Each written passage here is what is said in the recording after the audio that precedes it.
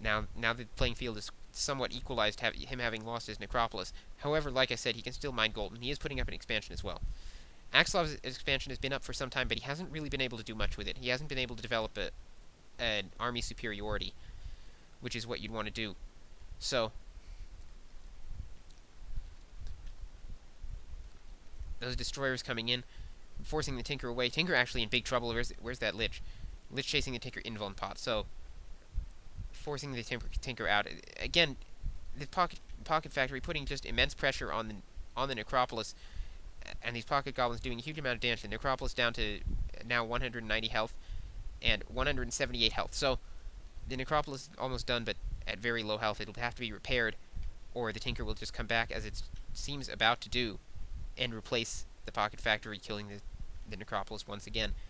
I don't think that Candida can afford to lose his necropolis. Even actually, his expansion has gone down. I think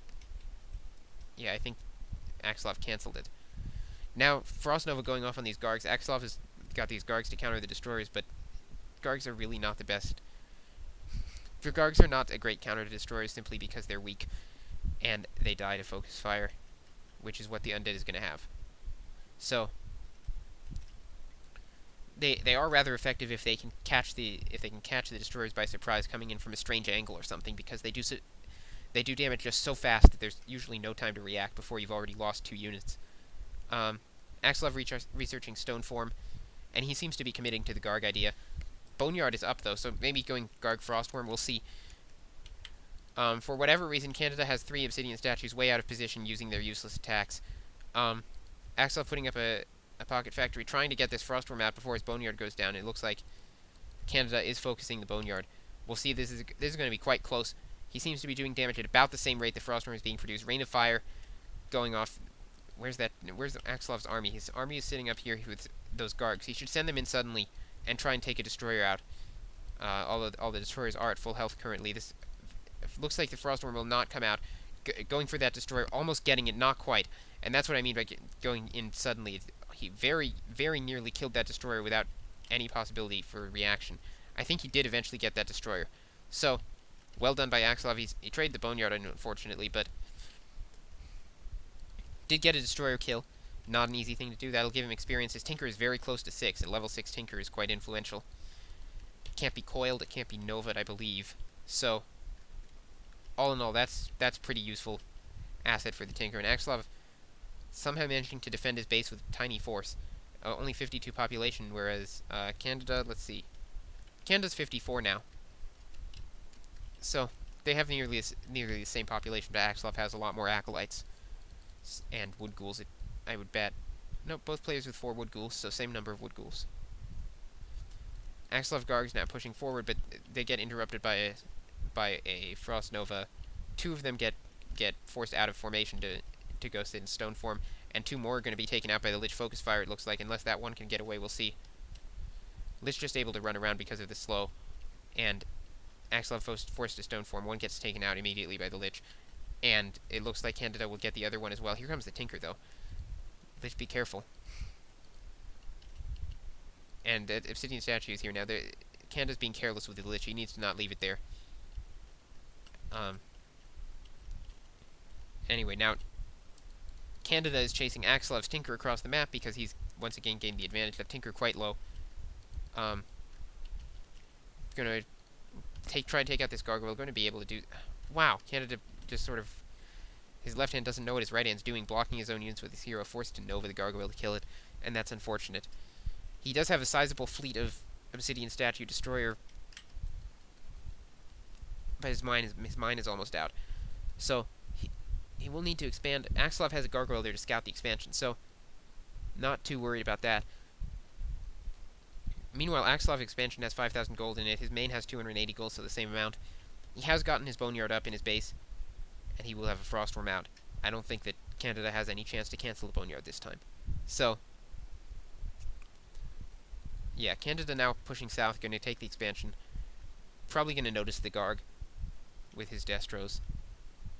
Expansion goes up, Axslav pulling the Garg away. So, Axslav, I think, knows that he has to go kill the expansion. Otherwise, he will be at a significant disadvantage. When his expansion runs out, he will have roughly 5,000 less gold than his opponent, so we'll need to push across it. Meanwhile, creeping for some reason. Did the creeps just attack him by accident? I'm not sure what happened there.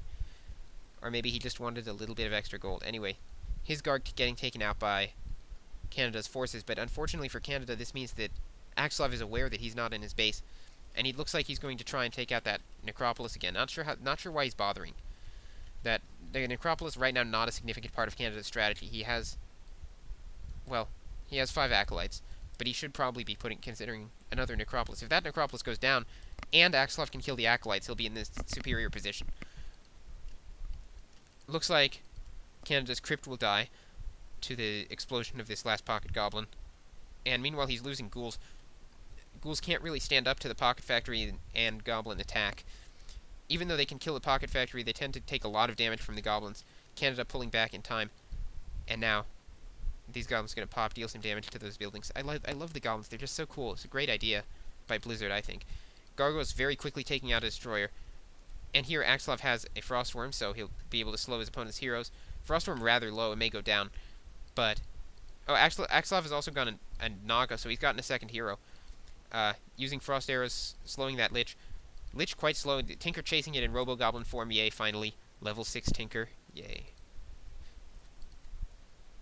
Lich, quite low. Axslav gives up on it, goes for the Death Knight instead. Now, just using his Robo-Goblin. Okay, his Naga goes down there, but his Robo-Goblin Tinker is now pretty much dominant. It can be repaired by the Acolytes. I believe it regenerates anyway. It's immune to those spells. And it does ridiculously massive damage to buildings, which perhaps we will see if he decides to use it to take down the gold mine. And it looks like he will. Come on, Axslav. Use the Tinker, hit the gold mine. No, hit the gold mine. Anyway, going for the Pit Lord. Pit Lord taking a lot of damage from the Frostworm plus Tinker, unable to escape. And, yeah, Pit Lord goes down, no problem. Now Axslav towering his opponent's gold mine with those 2 ziggurats. And that'll be preparation for him to expand there as well. Candida says, TT can't take you serious, lose to idiot. And GG's out. So, well, I say GG's out. He apparently TT can't take you serious, lose to idiot it out, instead of GGing out. But I assume it has the same meaning, right? Lose to idiot, good game. Roughly the same thing. Anyway, Axslav, level 6 Tinker, level 2 Naga. Not bad. I like it. Anyway, hope this satisfied whoever wanted to see Robo-Goblin, because that's pretty much the best glance you're going to get at a Robo-Goblin. Even the 1 hour game where Axslav went Tinker first that I also watched did not have that long of a Robo-Goblin in it. So,